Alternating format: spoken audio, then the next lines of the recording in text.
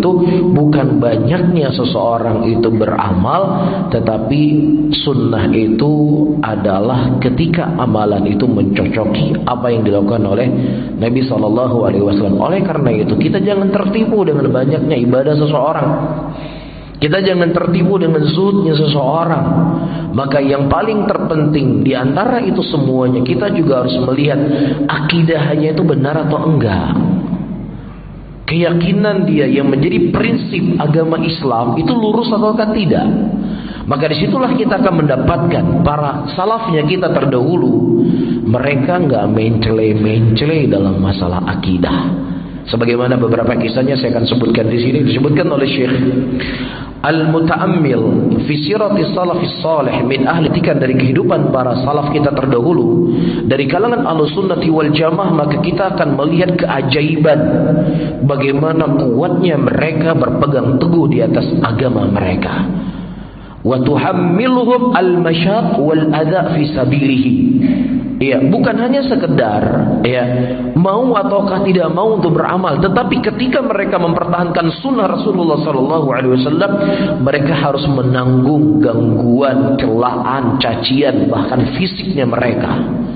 Wa rubbama faqadal wahid minhum hayatahu aw malahu aw tu'radu lis-sijn wal adha wal ibad. Terkadang sebagian para salaf terdahulu untuk mempertahankan akidahnya, mempertahankan sunnahnya, ya ada di antara mereka terkadang dibunuh. Ada terkadang di antara mereka hilang hartanya. Ada di antara mereka terkadang dipenjara. Ada di antara mereka terkadang disiksa. Ada terkadang di antara mereka diusir dari negeri mereka. Wa ma dzalik tajidum sabirina muhtasibin. Tetapi bersama dengan itu kita mendapatkan mereka bersabar dan mengharapkan pahala dari ujian yang Allah timpakan kepada mereka melalui musuh-musuhnya sunnah pada waktu itu, dan mereka tidak mundur. Sejengkal pun mereka tidak mundur. Sebagaimana kita sebutkan kisahnya. Radina syakirina thabitin li'annhum yu'amiluna al-khaliq wa la yata'amaluna mal khalq. Karena yang mereka yang paling terpenting, apakah Allah ridho dengan saya ataukah tidak. Tidak ada kepentingan buat mereka. Manusia itu kira-kira setuju gak sama saya? Manusia itu senang gak sama saya? Manusia kira-kira merasa risih gak melihat saya? Gak ada urusan mereka dengan manusia ketika itu sudah berketerkaitan dengan usul agama, ketika itu sudah berketerkaitan dengan prinsip agama, ketika itu sudah menyangkut tentang sunnah Rasulullah SAW, mereka nggak peduli dengan kondisi manusia mencela mereka, mencaci mereka, ataukah menjauhi mereka. Ya, karena mereka sadar surga itu milik Allah. Mereka sadar kenikmatan itu milik Allah. Kalaupun manusia mendukung kita, ada miliaran manusia, ya mereka nggak bisa masukkan kita ke dalam surga. Mereka nggak bisa menyelamatkan kita dari neraka. Ini prinsip yang harus kita ketahui dalam hidup kita. Terkadang para hadirin dan hadirat, ketika kita mengamalkan sunnah Rasulullah SAW, terkadang gangguan itu, ujian itu datang dari orang yang terdekat dengan kita. Itu yang paling beratnya. Tapi kalau seandainya yang datang itu orang jauh dari kita, nggak kita kenal atau baru sekali ketemu, mungkin biasa. Tapi masalahnya terkadang itu datang dari orang yang dekat dengan kita. Itu masalah yang berat. Tetapi kita tinggal memilih Allah atau memilih mereka. Bukan berarti kita mencela mereka. Maksudnya ada adab yang kita beradab dengan mereka, tetapi Allah harus lebih kita cintai. Ya, di antara kisah yang cukup populer yaitu kisahnya sahabat Rasulullah SAW, Mus'ab bin Umair radhiyallahu taala anhu. Beliau seorang pemuda yang tampan, yang sampai-sampai ketampanannya dan penampilannya itu dibicarakan oleh Nabi SAW. Subhanallah, ketampanannya itu sampai Rasulullah membahas tentang halusnya kulitnya Mus'ab bin Umair radhiyallahu taala dan rapi rambutnya. Tetapi semuanya itu berbanding 180 derajat setelah beliau masuk Islam. Iya. Kemudian ibunya, ini masalahnya ibu ini ya. Kalau masalah mungkin orang lain nggak terlalu masalah. Ini masalahnya ibu yang melahirkan beliau. Iya. Karena ibunya sangat sayang dengan dia. Akhirnya ibunya mengambil jalan pintas. Ya, Mus'ab, kalau kamu tidak mau kembali kepada agamamu, ya, dan meninggalkan agama Muhammad ini, maka aku akan berdiri di terik matahari dan aku tidak akan makan dan tidak akan minum biar aku mati. Kemudian kata Mus'ab, wahai ibuku, engkau adalah ibu yang kucintai, tetapi Allah dan Rasulnya lebih aku cintai. Kalau seandainya engkau punya umur lebih dari 1, engkau hidup mati lagi, hidup mati lagi, hidup mati lagi, aku tidak akan mengubah agama ini. Itulah efek dari ilmu yang dipelajari oleh seseorang. Ya, karena kalau kita punya ujian, punya cobaan, atau kalau seandainya kita mengamalkan sunnah, ya gak ada ujian, didukung oleh semua orang, gak ada masalah, ya wajar kita menjalankan sunnah. Tapi ketika diuji, disitulah dilihat jujur ataukah tidak jujurnya keimanan seseorang, sebagaimana mungkin yang sudah sering kita bahas di kajian-kajian kita sebelumnya. Kemudian para hadirin yang dimuliakan oleh Allah, kita lihat di sini nubudujul awal, kisah yang pertama dari Khabbab ibnul Arad atau ibnul Arad radhiyallahu ta'ala anhu, qala syakawna ila Rasulillah sallallahu alaihi wasallam wa huwa mutawassidun burdatan lahu fi dhilil Ka'bah. Kami mengadu kepada Nabi sallallahu alaihi wasallam dalam keadaan Nabi pada waktu itu beliau sedang berbaring di atas bantal beliau, ya, di Ka'bah. Qulna lahu, kemudian kami berkata kepada Rasulullah sallallahu alaihi wasallam, ala tastansiru lana, ala tad'u Allah lana. Ya Rasulullah, tidak akan kau meminta kepada Allah agar Allah menolong kami? Ya Rasulullah, tidak akan kau berdoa kepada Allah untuk kami ya Rasulullah? Ini di awal-awal Islam. Ya, ketika musyrikin mulai menggerakkan kekuatan mereka untuk menghalangi dakwah Nabi Muhammad sallallahu alaihi wasallam. Apa kata Rasulullah? Nabi sallallahu alaihi wasallam menanamkan kepada mereka untuk bersabar dari segala ujian dan cobaan di dalam mempertahankan agama. Kata Rasulullah sallallahu alaihi wasallam, kana ar-rajulu fi man qablakum yahfaru lahu fil ardi fayuj'alu fihi. Ada orang-orang sebelum kalian, ketika mereka mempertahankan agama, itu mereka dikubur hidup-hidup. Fayujau bil minsyar, bahkan ada di antara mereka didatangkan gergaji. Fayudu ala ra'sihi, kemudian gergaji itu dibelah kepalanya, dibagi menjadi 2. Nam wa ma yasuddu dzalika an syatil hadid maduna lahmihi min 'azamin aw 'asabin. Bahkan ada orang-orang yang terdahulu mereka, ya, dicabik-cabik dagingnya sampai tembus ke tulangnya ketika mereka mempertahankan agama. Namun kata Rasulullah, wa ma yasudduhu dzalik an dini, tapi tidak membuat mereka mundur bergeser sedikit pun dari keyakinan mereka.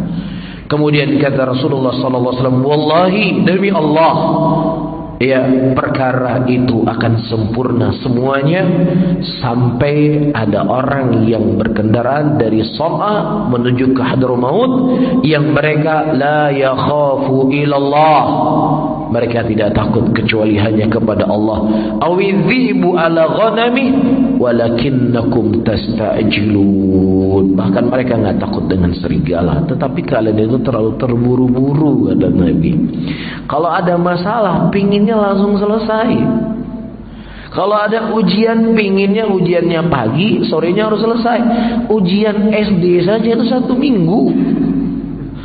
Masa ujian dari Allah pinginnya langsung selesai? Harus bersabar.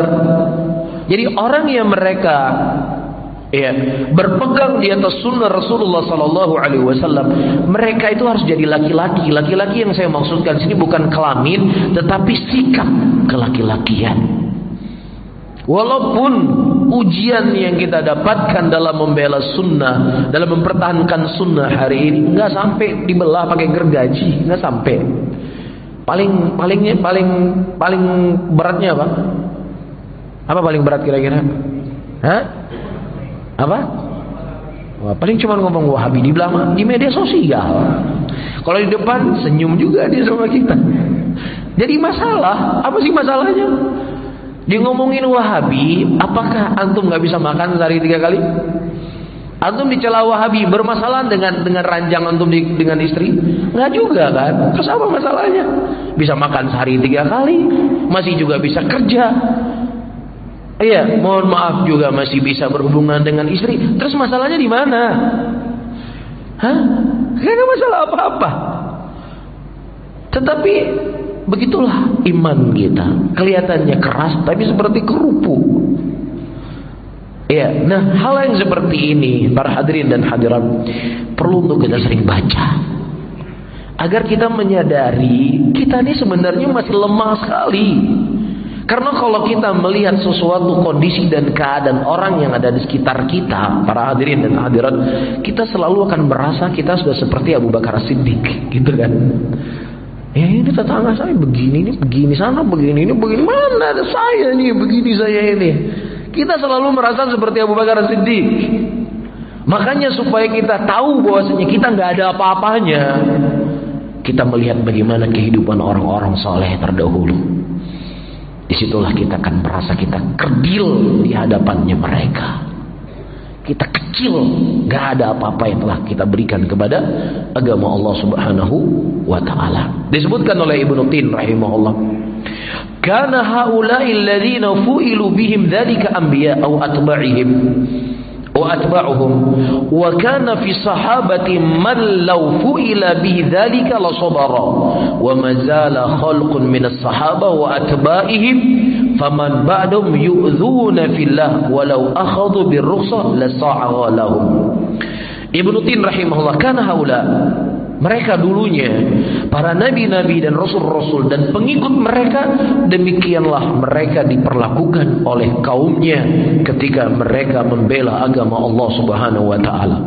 Dan begitu juga para sahabat Rasulullah sallallahu alaihi wasallam, ada di antara mereka diperlakukan demikian dan mereka bersabar. Dan terus menerus dari para sahabat Rasulullah SAW dan pengikut mereka. Dan siapa yang berjalan di atas jalan tersebut, pasti mereka akan diuji, pasti mereka akan dicoba. Namun cobaan tersebut sesuai dengan keimanan yang mereka miliki. Karena memang iman kita sebatas itu, maka ujian kita cuma dicela sebagai Wahabi saja. Karena iman saya dan iman seperti antum dipakai gergaji, ini gergaji nih. Apa yang dia mau? Kan begitu. Jadi bukan generasi kita ini mereka lebih punya rahmat sama kita, bukan. Imannya kita, karena memang Allah memberikan ujian seseorang sesuai dengan kadar keimanannya. Nggak sanggup kita, sanggup nggak kira-kira? Hah? Sanggup nggak kira-kira? Kalau kita kira-kira ya, kira-kira ini. Kalau kita hidup di zaman Nabi, ya saya sering bertanya ini, kira-kira kita di kubunya Rasulullah atau di kubunya Abu Lahab? Kubu siapa kira-kira? Iman seperti kita nih, kita cerita. Kubunya Abu Lahab atau kubunya Rasulullah? Kita harap kubunya Rasulullah, kan begitu? Tapi iman kita kayaknya kubu Abu Lahab gitu. Iya, para sahabat Rasulullah SAW itu, ya, disuruh berhijrah dari Madinah, dari Mekah menuju Madinah. Gak jelas kerjanya apa di sana. Gak jelas rumah, gak jelas kerjaan, gak jelas. Meninggalkan kampung halaman, di Mekah ada Ka'bah, ada Ka'bah, ada air Zam-Zam. Di sana panas. Kalau musim panas panasnya ekstrim, kalau musim dingin dinginnya ekstrim. Sementara di Mekah udaranya sedang. Kalau panas pun gak panas-panas sekali, kalau dingin pun gak dingin-dingin sekali. Kemudian mereka harus meninggalkan itu semuanya karena Allah. Berat gak kira-kira? Berat, akhi, berat. Gak mudah. Kita meninggalkan kebiasaan kita main game aja gak sanggup kita tinggalin. Iya gak? Gak sanggup kita tinggalkan. Meninggalkan suka nongkrong sana nongkrong sini gak sanggup. Ya, kadang-kadang kalau ikut kajian, ada kajian ini di Masjid Al-Azhar. Oh ya sebentar saya lihat ada kesibukan gak besok? Oh gak bisa akhi, ana ada janjian mau ngopi malam ini. La ilaha illallah. Jadi ngopi sama kajian kalah kajian. Nah kira-kira kalau kita hidup di zaman itu, saya ulangi kembali, kubu Abu Bakar atau kubunya Abu Lahab atau kubunya Rasulullah? Makanya Allah nggak menciptakan kita di zaman itu, karena Allah tahu iman saya dan iman antum semuanya, nggak sanggup kita. Ya, itu sebagai bentuk kasih sayang Allah kepada hamba-hambanya. Bisa dipahami? Baik, kemudian para hadirin Yang kedua, atau selanjutnya disebutkan lau akhadhu bi rukhsah la sagha lahum. Sebenarnya kalau mereka mengambil rukhsah, ya, dalam keadaan kan darurat ini, soalnya nyawa mereka terancam, ya sudah boleh dalam hukum Islam. Dia mengucapkan kalimat kekufuran dalam keadaan iman mereka yakin dengan keimanan, hati mereka yakin dengan boleh, tapi mereka enggak lakukan itu semuanya sebagai bentuk apa? Ya, sebagai bentuk perjuangan mereka untuk membela agama Allah, agar orang-orang yang datang setelah mereka harus sadar. Dulu kakek-kakek kita, pendahulu kita ketika membela agama Allah itu harus terbunuh. Lah kamu cuma ngomongin Wahabi udah lembek. Itu maksudnya. Ya, supaya kita menjadi orang yang tegar, supaya kita menjadi orang yang kuat. Ya, supaya kita menjadi orang yang bersabar dengan setiap ujian yang Allah berikan kepada kita dalam membela agama Allah Subhanahu wa taala. Kemudian yang kedua, para hadirin dan hadirat yang dimuliakan oleh Allah, min Maimun ibnu Asbaq rahimahullah. Kuntu bi Baghdad fasami'tu dajjatan. Kata Maimun ibnu Asbaq, aku berada di Baghdad pada waktu itu, tiba-tiba aku mendengar keributan. Faqultu madza? Kemudian aku katakan, apa ini? Faqalu Ahmad ibn Hanbal yumtahinu. Disebutkan bahwasanya Imam Ahmad ibn Hanbal itu diuji. Ya, dites apakah dia mengatakan Al-Qur'an makhluk ataukah Al-Qur'an kalamullah. Fadakhaltu falamma duriba sautan. Dan ketika aku masuk dan aku melihat Imam Ahmad sedang dicambuk dengan cambukan.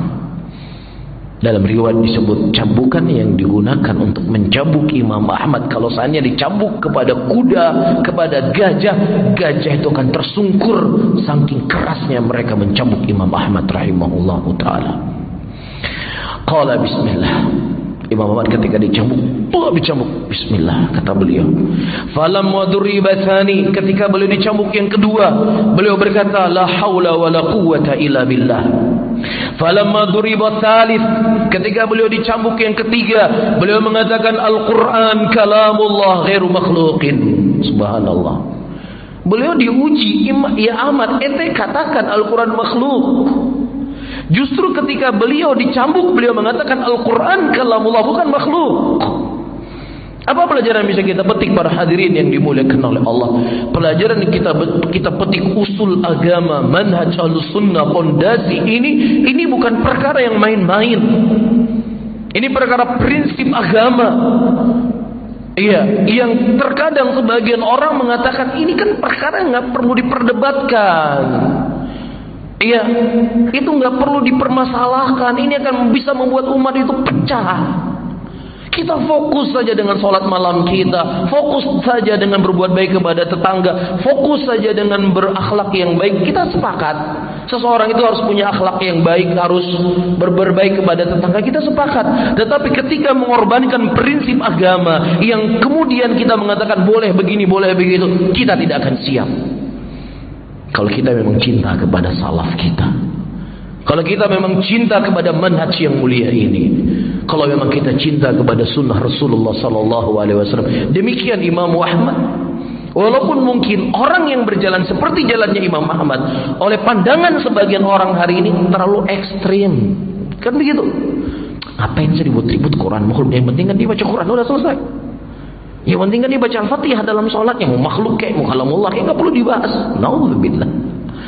Walaupun ucapan-ucapan seperti itu termakan oleh sebagian orang atau bahkan orang yang sudah ngaji. Kenapa? Karena pertama memang itu semua hidayah dan taufik dari Allah. Yang kemudian yang kedua, terkadang dia nggak suka, nggak fokus dengan mempelajari akidah, sehingga mudah terombang-ambing. Imam Ahmad sedang disiksa. Beliau mengatakan Al-Quran kalamullah ghairu makhluqin. Wa duriba rabi, ketika cambukan yang keempat, dicambuk Imam Ahmad, beliau berkata, "Qul lan yusibana illa ma kataballahu lana." Pada cambukan keempat beliau berkata, katakanlah tidak ada yang menimpa kepada kita kecuali apa yang telah Allah catat untuk kita. Subhanallah. Faduriba tis'atan wa ishrina sautan. Dan Imam Ahmad pada waktu itu dicambuk dengan 29 kali cambukan. Tapi beliau tetap dengan keyakinan beliau bahwasanya Al-Quran kalamullah, bukan makhluk. Bisa difahami. Kemudian yang ketiga, para hadirin dan hadirat yang dimuliakan oleh Allah, lamma amara al-ma'mun bi imtihanil ulama, ketika Ma'mun memerintahkan untuk menguji para ulama pada waktu itu fi fitnah khalqil Quran, wa kana mimma jaa fi kitabihi man lam yarji an syirkihi mimman sammaita lil amiril mu'minin fi kitabik wa dzakara amirul mu'minin laka wa lam yaqul innal Quran makhluq fahmilhum ajma'in al muthiqin ila askar amirul mu'minin fa lam yarji'u wa yatubu ihmalhum jami'an ala sif. Jadi ada surat dari amirul mu'minin, ya, siapa yang mereka tidak rujuk dari kesyirikan mereka. Siapa yang dianggap perbuatan syirik? Yang dianggap berbuat syirik ulama-ulama yang mengatakan Al-Quran kalamullah. Jadi para hadirin, ini bukan sesuatu yang baru. Orang yang menyebar sunnah, menyebarkan tauhid, menyebarkan kebaikan di tengah umat Islam dituduh orang jahil, dituduh ya penyesat, dituduh A dan B. Ini bukan barang baru. Imam Ahmad dituduh sebagai alus syirik, coba. Ya, dan kemudian ambil siapa saja di antara mereka yang tetap mengatakan Al-Quran itu kalamullah dan tidak kembali dengan ucapan yang hak menurut mereka Al-Quran itu adalah makhluk. Bahwa mereka semua dalam keadaan terikat. Kalau sudah terikat, masuk ke dalam penjara, masih tetap getol mengatakan bahwasanya Al-Quran kalamullah, habiskan mereka semuanya. Subhanallah. Baik, fa'ajabal qaum kulluhum illa anal Quran makhluk. Nah, karena terpaksa. Ya, jadi masalahnya bukan masalah seperti kita ya. Kadang-kadang kita suka jadi alasan. Itu buktinya ada para ulama zaman dahulu juga mengatakan kok Al-Quran makhluk. Ya, masalahnya ini pedang sudah ada di leher mereka. Lah kita, apa yang ada di leher kita? Nggak ada apa-apa. Yang ada di sana di media sosial orangnya pun nggak kita kenal. Ya, jadi jangan suka comot-comot dalil yang bukan pada tempatnya. Mereka mengucapkan kalimat seperti itu karena kondisi terpaksa. Pedang sudah ada di leher mereka, kalau nggak dibunuh. Maka ada sebagian mereka itu mengatakan Al-Quran makhluk dalam keadaan darurat, terpaksa. Ila arba'ah, kecuali hanya 4 orang pada waktu itu yang tidak mengatakan Al-Quran makhluk. Pertama, Ahmad ibn Hanbal. Yang kedua, Sujadah. Yang ketiga, Al-Qawariri. Yang keempat, Muhammad bin Nuh. 4 orang. Saya ulangi, Muhammad bin Hanbal, wa Sujadah, wal Al-Qawariri, wa Muhammad ibn Nuh. Fa'amara bihim Ishaq ibnu Ibrahim fashuddu fil hadid. Kemudian diperintahkanlah mereka untuk diikat dengan besi, dengan rantai. Falamma kana minal ghaddabim jami'an yusaquna fil hadid. Kemudian 4 orang tadi yang tetap getol mengatakan Al-Quran itu kalamullah, dipanggil mereka semuanya dalam keadaan terikat. Fa'ada alaihim mihna fa'ajabahu sujada ila anna Al-Quran makhluk. Pada hari kedua tinggal 4 orang kan. Kemudian ditanya lagi, Al-Quran makhluk atau kalamullah? Kemudian Sujadah, mungkin kondisi berat ya pada waktu itu, beliau mengatakan Al-Quran makhluk. Fa'umira bi itlaqi qaidihi, kemudian dilepaskan dia. Baik, wa khalla sabilahu, udah biarkan dia lepas, pergi dia. Baik, wa asara al-akharuna ala qaulihim, kemudian sisa yang terikat terus dengan keyakinan mereka bahwasanya Al-Quran adalah kalamullah.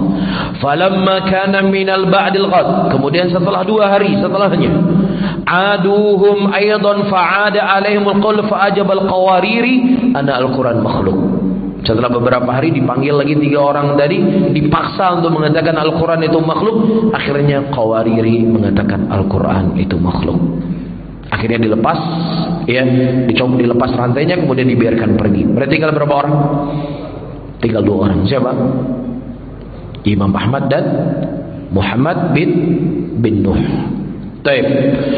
Wa asarra Ahmad ibn Hanbal Muhammad ibn Nuh ala qawlihima wa lam yarji'a fashudda jami'an fil hadith fi hadhi sanat wa fi al-Ma'mun. Tinggallah 2 orang ini. Namun pada tahun itu meninggal Ma'mun, dan juga ketika Muhammad bin Nuh pada waktu itu dibawa, akhirnya juga beliau meninggal.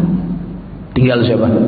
Wahid. Imam Ahmad tinggal bersendirian dalam mempertahankan sunnah Rasulullah sallallahu alaihi wasallam.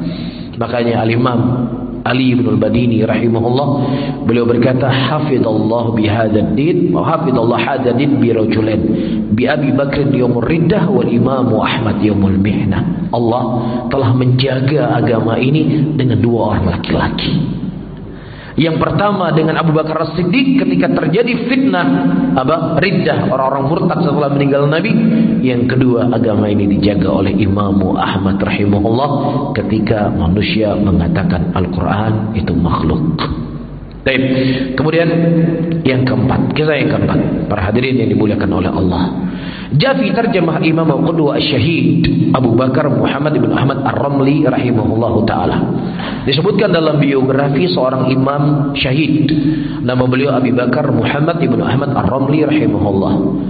Nah, pada waktu itu innal ma'az lidinillahi al-Fatimi dakhala Mesir. Ya, orang-orang Syiah Al-Fatimiyin, ya, Ar-Rafidhi masuk ke Mesir pada waktu itu. Wastaqarra fi asimati al-jadidah al-Qahirah, dan waktu itu mereka menetap di Qahirah, mereka menguasai Qahirah pada tahun 623 Hijriah. Kemudian dia berkata, pimpinan Syiah Rafidhi ini berkata, datangkan kepada saya Abu Bakar An-Nabulusi Az-Zahid, wa kana yanzil aqwa ibn ardi Dimashq, faqala lahu. Kemudian ditanyakan kepada alim ini, telah sampai kepada kami berita tentang dirimu bahwasannya idza kana marrajul muslim 10 ashamin, kalau seandainya seorang laki-laki muslim punya 10 panah, maka wajib setiap panah itu dipanahkan kepada orang Rum satu. Tapi orang Rum adalah orang Syiah pada waktu itu. Wa fina 9, kepada Rum 1 dan kepada kami 9. Tapi satunya ke Rum dan 9-nya kepada kami. Tapi faqala ma qulta hakadha, apakah engkau mengatakan ucapan seperti ini? Kemudian dia mengatakan ma qultu hakadha, aku enggak mengatakan demikian. Faham? Fadhanna an raja'an qawlihi faqala kaifa qulta. Nah, dipikir sama Syiah ini dia telah rujuk dari ucapannya.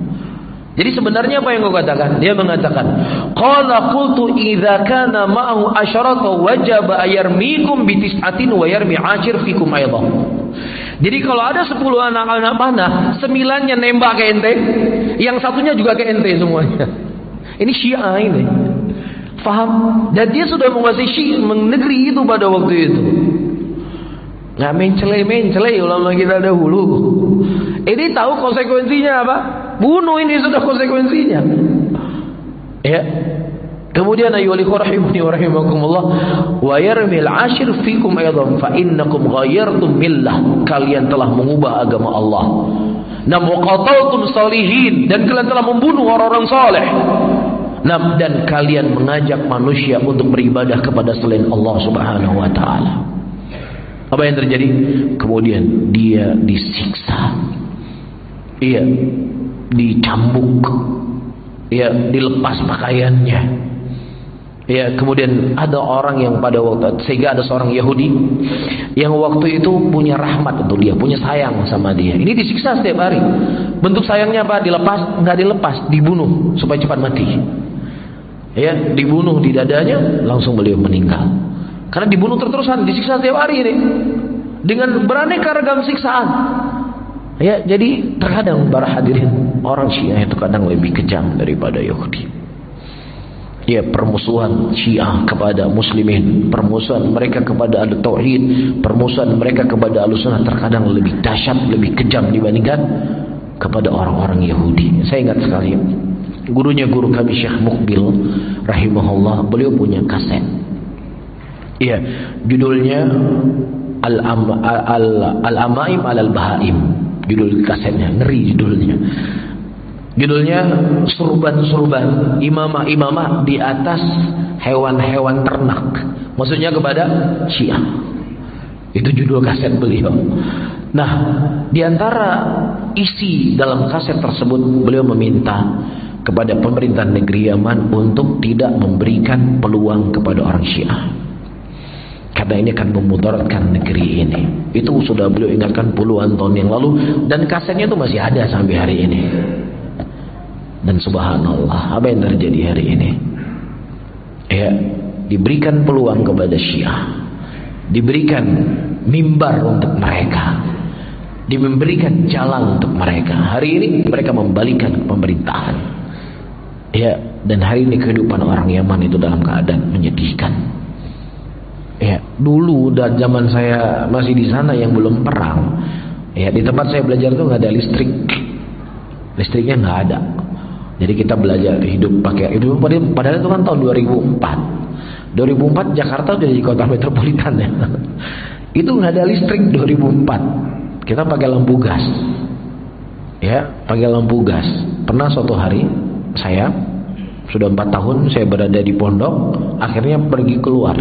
Jadi dari pondok ke kota itu cuma setengah jam. Cuma kita nggak keluar-keluar di situ saja. Tiba-tiba saya lihat jalan aspal. Astagfirullahaladzim, ada jalan aspal di muka bumi ini ternyata. Segitulah negeri Yaman. Itu dalam kondisi nggak perang. Lagi mana lagi perang hari ini? Lagi mana lagi kemudian pemerintahan dipegang oleh orang-orang Syiah di Yaman utaranya. Ya, dan kita berdoa dan mohon kepada Allah agar Allah menjaga negeri kita, menjaga negeri ini dan menghancurkan makar-makar yang orang-orang ingin merusak negeri ini dan ingin merusak Islam dan muslimin di negeri ini.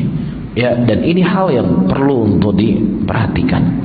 Karena mereka orang Syiah itu punya keyakinan mereka tidak akan sempurna iman kesyiaan seseorang sampai berdiri daulah Syiah.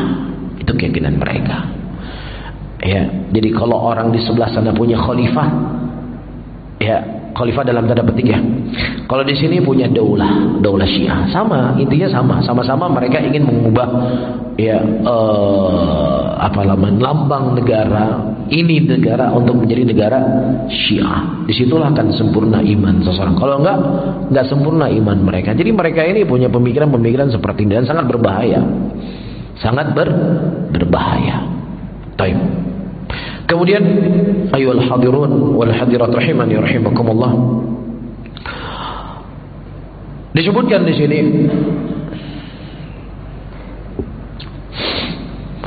wa ba'da dzikri hadhihi an-numudhaj al-mubarakah fi thabati ahli sunnati wal jamaah ala dinihim, setelah kita menyebutkan tentang beberapa kisah kuatnya mereka para ulama berpegang di atas agama mereka, la'alla minal munasib an urida huna ma dzakara Ibnu Taimiyah rahimahullah fil muqarati baina thabati ahli sunnah wa yaqinihim wa sabrihim ala dinihim. Maka di sini saya akan menyebutkan ucapan yang sesuai dengan pembahasan yang sedang kita bahas, ucapan Syekhul Islam Ibnu Taimiyah rahimahullah tentang perbedaan ahlu sunnah wal jamaah dari keyakinan mereka dan sabarnya mereka di atas agama Allah dengan orang-orang ahlul kalam yang mereka itu goncang di dalam ucapannya mereka.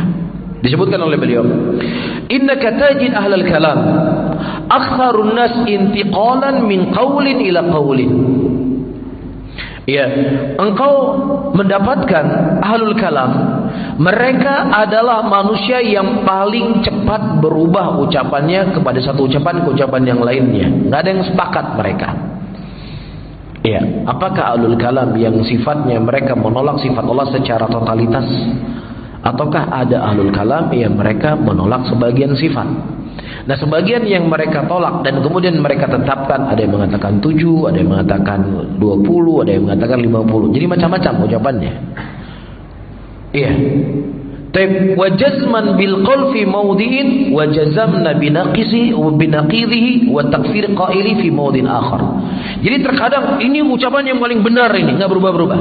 Besok lagi berubah lagi, ucapannya bertentangan dengan ucapan yang dulu. Ucapan yang dulu yang itu menjadi keyakinannya sekarang dikafirkan orang yang punya ucapan seperti itu. Jadi berubah-ubah. Kenapa? Karena yang menjadi pondasi mereka dalam beragama akal mereka. Yang menjadikan pondasi adalah hawa nafsu mereka, maka berubah-ubah. Berbeda dengan Ahlus Sunnati wal Jamaah, agama yang mereka anut, yang menjadi keyakinan mereka itu diambil dari Al-Quran dan Sunnah Rasulullah SAW dengan jalannya para salaf terdahulu. Ini SOP-nya tidak akan pernah berubah. Bisa difahami? Itu kata Syekhul Islam. Kemudian wahada dalilun adamal yaqin. Ini menunjukkan bahwasanya tidak ada keyakinan mereka dalam beragama. Jelas ayyuhal hadirun wal hadirat rahimani rahimakumullah. Makanya kita pernah menyampaikan kisah pada pertemuan yang lalu. Tidak ada masalah saya ulangi kembali untuk menguatkan bagaimana para ulama Ahlussunnah mereka yakin dengan sebuah keyakinan yang keyakinan itu tidak mudah untuk digoyangkan walaupun terkadang dalam masalah fikih. Iya, kita pernah menyebutkan kalau tidak salah di masjid kita ini ketika terjadi perselisihan antara Abdullah bin Abbas dengan Zaid bin Sabit tentang permasalahan fikih pada waktu itu. Baik, Zaid bin Sabit beliau berpendapat dengan pendapat A, Abdullah bin Abbas berpendapat dengan pendapat B. Sampai-sampai Abdullah bin Abbas radhiyallahu taala anhu mengajak mubahalah Zaid bin Sabit di Masjid Haram pada waktu itu. Nah kata para ulama, kenapa Abdullah bin Abbas sampai mengajak untuk bermubahalah? Karena keyakinan mereka terhadap apa yang mereka anut itu luar biasa, sangat sulit untuk digoyangkan. Beda sama kita kan? Ya seperti saya contohkan misalnya malam ini kita dengar kajian dari seorang ustadz, wajibnya membaca surat Al-Fatihah dalam surat sir dan jahar. Wah yakin saya nih, pokoknya baca Al-Fatihah. Besok dengar ustadz lain lagi dibahas yang wajib hanya pada saat sir saja, enggak jahar. Waduh, bingung udah kan? Berubah lagi besok. Jadi ya itu tadi berubah-berubah kita. Karena apa? Kita nggak punya keyakinan, tapi mereka yakin, makanya dia siap untuk mubahalah. Tapi ketika mereka bertemu, mereka nggak saling bermusuhan. Ya Zaid bin Sabit pada waktu itu sedang mengendarai kendaraan. Kemudian kendaraannya, tali untanya itu ditarik, kali kudanya ditarik oleh Abdullah bin Abbas. Kata Abdullah bin Abbas, demikian Nabi kami mengajarkan kami untuk memuliakan ulama kami. Siapa ulamanya? Zaid bin Sabit. Kemudian tangannya Abdullah bin Abbas ditarik oleh Zaid bin Sabit, kemudian cium oleh Zaid bin Sabit. Kemudian Zaid bin Sabit berkata, demikianlah kami memuliakan ahlul baitnya Rasulullah sallallahu alaihi wasallam. Padahal udah ngajak mubahalah ini. Itu dalam bab ilmu. Wajar seseorang itu menampakkan hujahnya, tapi dalam berkasih sayang itu tidak akan pudar dari dalam hati para sahabat Nabi Sallallahu Alaihi Wasallam, karena memang itu dibangun di atas keyakinan. Jelas ya? Udah azan. Mungkin kita lanjutkan insyaallah selesai azan. Subhanallah bihamdika asyhadu an la ilaha illa anta